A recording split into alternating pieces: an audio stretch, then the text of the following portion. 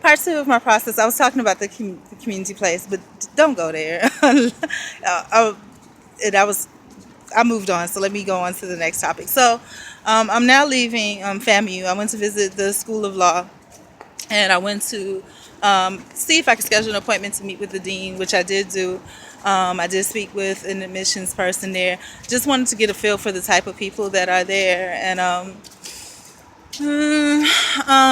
really want, like, for me, I mean, it's a law school, and I'm gonna tell you, I went to that FAMU Ban the Box symposium, and I was impressed with some of the students that were there. The young men and the young men were just really sharp. They came dressed like they were prepared for law. Then there were young ladies that, I'm not into the weaves and all that, but that were there, but they had this excellent personality where, well, at least one did, where she was just like,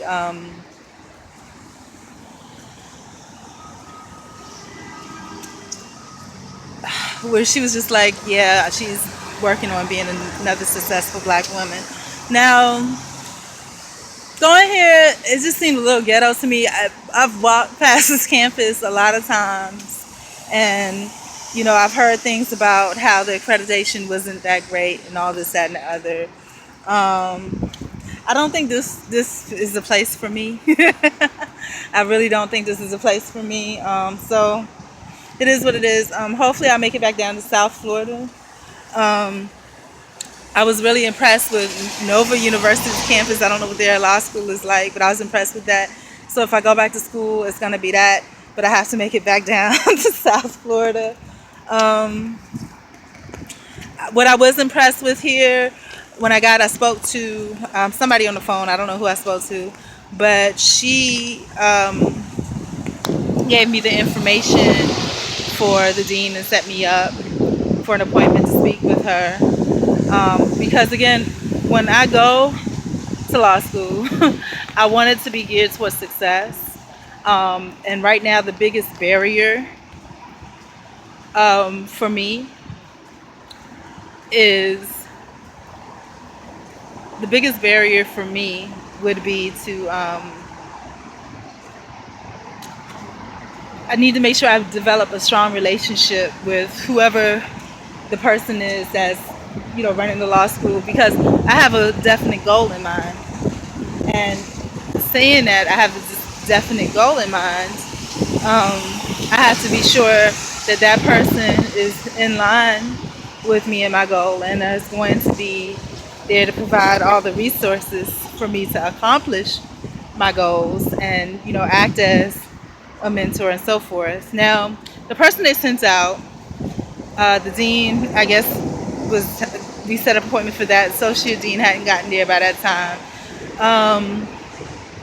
They sent out an admissions person. Now, this admissions person, I had some questions that I had already pre-placed and whatever. And of course, their admissions, so basically it sells for the university. So some of the questions that I asked, what type of what type of candidates do you not want to participate in your program? And of course, it's admissions. They're trying to get people in.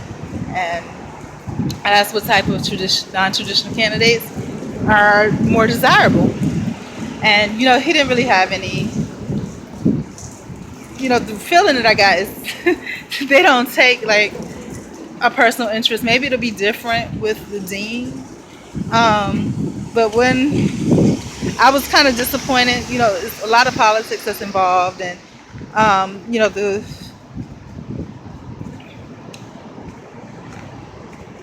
and one of the things that he said was that those were the questions that I asked, and I asked about the different types of law that are in practice, the different programs. Basically, all they had was law and international law. When I went into the building, that was the School of Law, the School of Law building. And when I went in there, the receptionist was there, and I asked her, I said, how would I be able to make schedule? I would like to schedule an appointment to meet with the dean. How would I be able to do that? I asked her, how would I be able to meet with the dean? She says, you would have to schedule an appointment. So then I asked, how would I go about scheduling an appointment? And she was like, the dean of what? And I'm like, the School of Law. That's why I'm here. These people, I don't know, and I think, what is wrong with people? I don't know. But anyhow, you're in the School of Law business, School of Law building, then of course you want to speak to the School of Law dean. But anyhow, so I spoke with the lady. She was really nice. She wasn't the dean. I don't know who she was. She was really nice. They sent some guy down, and I asked those questions about the type of student they wouldn't want, the type of student is non-traditional student that is very desirable. And because he was admissions versus School of Law, I changed it a little bit. I just reconfirmed the steps that were needed for me to be able to get back in and complete the undergrad. We talked about the different, specialties that they have for the law school. Basically, it was just international and just basically law, and you just use your common sense to pick which classes would be best for the type of law that you'd be interested in studying.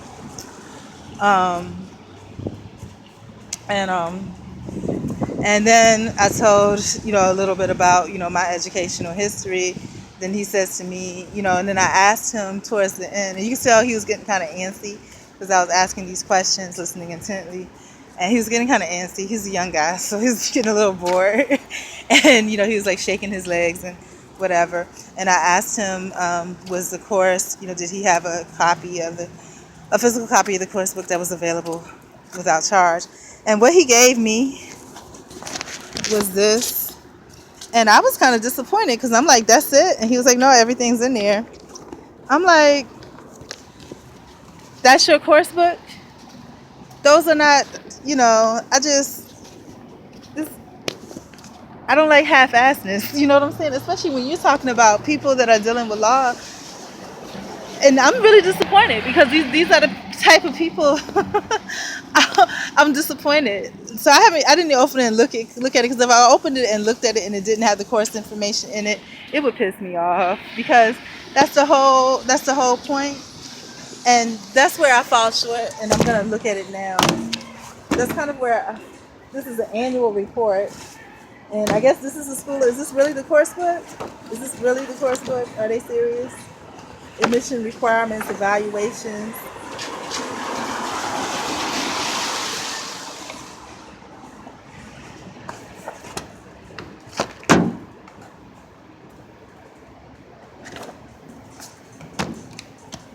Okay, see, this is really going to piss me off. This is not the school for me, because I'm about to go back.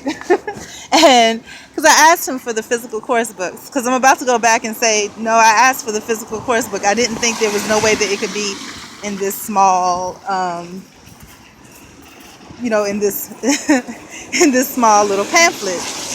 And it's not. I mean, and people are so idiotic. And the reason why I didn't stop and look right then and there, because I needed to put some space in between it. Because if I stopped and looked right then and there, I probably would have just called him stupid. I probably would have been like, exactly what I just said. Like, I asked you for the physical. This is not the physical course book. You know what I'm saying? What the hell is wrong with you? What is wrong with these people? What? It's not in here. So I'm gonna go back and I'm gonna tell him that I want the physical. What I asked him for was a physical course book. This is not the physical course book. It is available online. But I asked him if he had the physical course book, and he said, sure, I will get that for you. What an ass. So this is not it. And he had me waiting forever. So he was probably upstairs talking, whatever, talk, stuff like this. And so I'm going to go back in and I'm going to try to keep my composure. So the way that I'm going to ask is, Mr. Fells presented me with a lot of good information. One thing that I asked him was if he had a physical course book. And he said, yes, he did, and he was going to get it for me. This is what it gave me, but there is no course information no actual class or course information, also no actual course information, also known as class information in this book. Is it possible? Maybe he misunderstood.